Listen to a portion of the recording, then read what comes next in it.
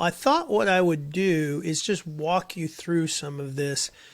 It's going to be easier and I'll be more thorough if I can describe it to you than try to write out a note. Also, Chapter 12 in Humanizing the Education Machine is a 3-year update from Change Your Space, Change Your Culture. And we go through an organization and we walk through all the elements and talk about the 4 different cultures that we have in an organization at all times. One is our aspirational culture, the one that we probably won't ever attain, but it reflects us at our best in our aspirational form. The second is the legacy culture. That's what made us successful up till now, but will get in the way going forward.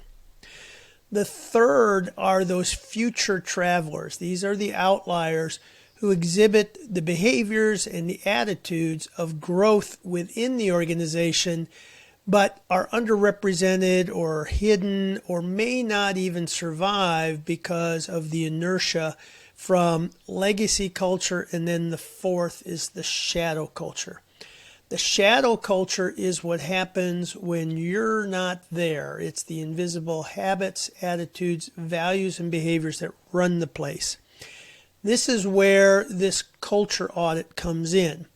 And it's important that this is done organically. It's not a process, a survey. You won't get real responses. Shadow culture is like your middle school classroom when the teacher leaves and then everybody acts up, and then when the teacher comes back they suspect something happened but they can't tell. That's what happens in most organizations. That's why the TV show Undercover Boss is so effective and points to this case. The way this process works is that you have a group of individuals. They have a cross-section of the organization from different levels. Consider some individuals that can hold confidence, are perceptive, but are in some of the roles where people take them for granted, like a receptionist. We did that with one organization. One of the things this person found is that when managers come in the office, they're always on their phone. They go straight to their office. Now, the value the organization was communicating was openness, open door policy, and transparency, but all of the habits communicated, it better be important or I'm not available. One of the changes they made is that managers could not be on the phone as they walk in, or the receptionist would take it away for half a day. And the first thing is the manager would walk through the office just touching bases, saying hello, creating that human connection, and communicating that accessibility. This was a values change. When you're out doing this and people keep a journal or however they handle it, the first thing they're looking for are the things that make them proud, things that people do spontaneously, that go above and beyond, that show kindness, whatever it is that makes you proud. You record what it was, like a newspaper journalist, not an editorialist, but a journalist, and you write it down. You write down what it meant to you, the value or the attribute, and then you write that person's name. On the other end of the equation are the things where you shake your head and go, gosh, what was that person thinking? Could be rudeness, tardiness, just lack of self-awareness, could be lots of things. But they create friction in the system. They get in the way. It's the behavior that you don't want. We call that back of the boat behavior. Anything that creates waste, friction, conflict, drama, people quitting, entitlement, all those things. But the key is not only to look at the behavior, but what was that collateral damage of that behavior. The reason we collect this is that we're going to be sharing with the organization what we learned. And organizations or individuals don't shift behavior because of aspirational values, integrity, or going the extra mile. What they respond to is something that's natural, that's already in the system, and the stories that reinforce it. One of the companies I was working with had a value that we want to provide world-class service to the education industry. It's a small organization in Gainesville, Florida. And my question was, well, what does the receptionist do with that? So unless what you're communicating can direct behavior, and what you ultimately want to do is have those behavior values so clear that people can make decisions without a manager being there. 50% of the people in most organizations wait for the manager to tell them what to do, troubleshoot when they need help, and then follow up to make sure it's done. That's 50%, which keeps managers in that constant reactive mode, or putting out fire drills from the people in the back of the boat who are creating drama and problems and collateral damage that has to be dealt with. So you're capturing the best behaviors on the front end of the boat. You're observing things that are fine, but where people could probably take initiative and are still in that babysitting mode. We don't want that. There's going to always be some. It does hurt the organization because you're not getting the benefit of their discretionary input. For example, in a meeting, they can choose to say something or not.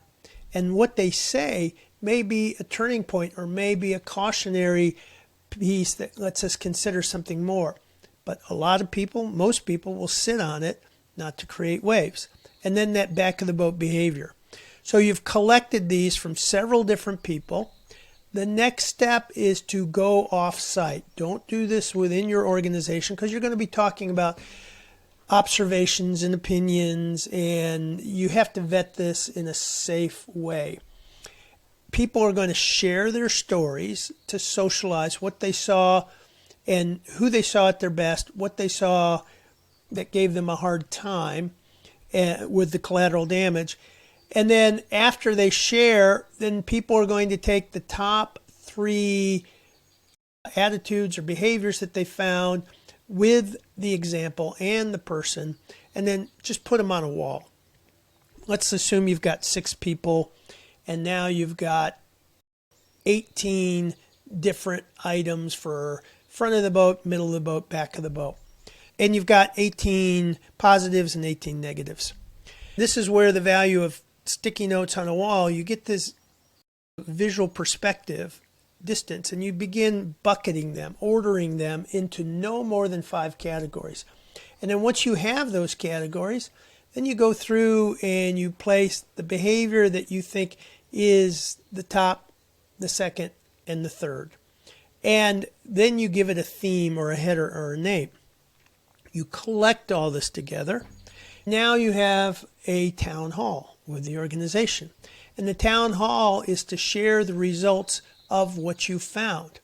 What makes this approach different than most organizations developing mission, vision, values is that most organizations go away on a leadership retreat, have a facilitator, and you go through this process of creating these aspirational values that may or may not be connected with what you've already got in the organization. They don't work. What does work is recognizing that your best culture already exists in the organization, and your organization is like a garden. It's got great plants and it's got weeds. The culture is the soil that this grows up in. Your goal is to identify the healthiest plants in the garden, to shine light, water them, nurture them, help them grow, and then weed out the things that constrain that energy and growth in life. That's it. Culture is already there. You don't invent it. And then what you do is you elevate and reinforce the best that's there, and you weed out the rest. After you finish this, you have the town hall meeting, you share, this is what we found, this is who we are at our best, and here's some people, and here's some examples, and isn't that great? Like most organizations, we've got a lot of people that are happy coming in, and there's untapped opportunities that we're missing out on because we either haven't shown you what it looks like on front of the boat behavior, or we haven't equipped you. And we want to help more and more people take the initiative, that pro-social, proactive behavior, and understand what is in the best interest of the organization, feel empowered to make those decisions. Now you're looking at specific acts, and you can clean up those acts to make them more generic. But for example, you might share a story of somebody coming in at the end of the day, dropping a report on somebody's desk, say, hey, I need this in the morning. Not considering that this person has a soccer game to go to and they're just getting ready to leave. Now their whole evening was disruptive and they're in stress and they don't know how to say anything to the person because they're a subordinate. All of that kind of stuff. You don't name names though. What you'll find is that there's a certain set of people on the front end that show up regularly, certain set of people on the back end that show up regularly. The next step is to have one-on-one meetings with these people in the back of the boat and say, hey, look, we've never done this research. We've never seen the impact of how we show up every day when we come here.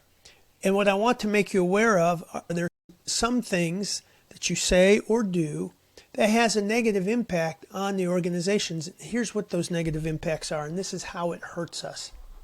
Now, our goal is to help people move to the front of the boat. You heard the speech, and that's where we want to go. What I'd like to know is how can we help you move to the front of the boat? And if you're willing to support moving to the front of the boat. This is a crucial part of the conversation. There will be two responses. Yes, I'm eager, didn't know, thank you very much. And we have lots of stories where people jump to the front of the boat because they are high producers. They just didn't realize and didn't have the self-awareness of their style and the collateral damage of that style.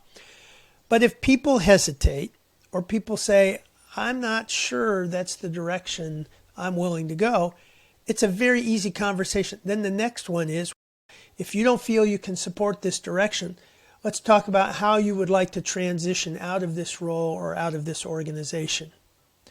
The mistake most organizations make is they give the employees the third option.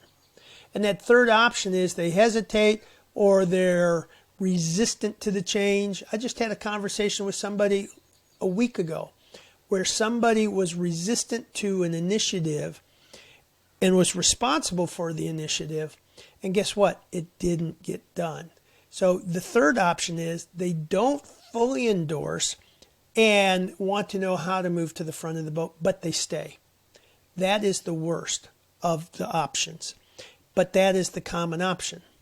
So I hope this helps you in putting this together. I'm happy to walk you through a little bit of the logistics. It's very easy, straightforward approach to doing it. And the organizations and the teams that we've done this with have had tremendous transformation because for the first time, there's a collective alignment on what we reward, who we are at our best, what's okay, but we want to get better, what's unacceptable, and why. And when there's a collective understanding of that, then it's not just the manager arbitrarily saying, this is unacceptable, you can't do that. There's a whole group peer pressure behind it as well. Take care.